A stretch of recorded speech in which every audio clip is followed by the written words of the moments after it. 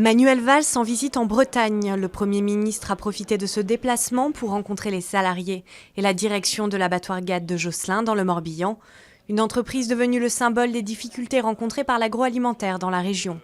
À Rennes, bonnets rouges et militants de la Manif pour tous étaient sur le pied de guerre pour l'accueillir. Dans la nuit, la façade de l'immeuble abritant les services de l'agglomération Rennes Métropole a été dégradée.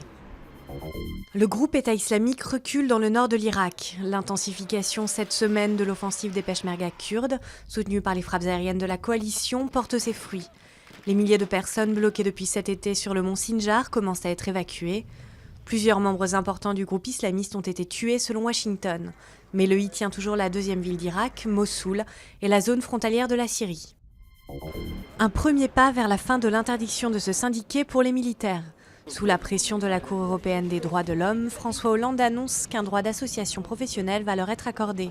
Le dossier est aux mains des ministres de la Défense et de l'Intérieur. Des motos pour lutter contre Ebola.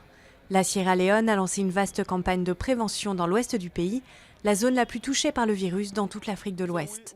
Une centaine de motards vont sillonner les routes pour expliquer comment éviter la contamination et prendre en charge les malades. 8 h du matin à Londres. Contrairement aux apparences, ces fêtards ne terminent pas la nuit, mais ils commencent leur journée.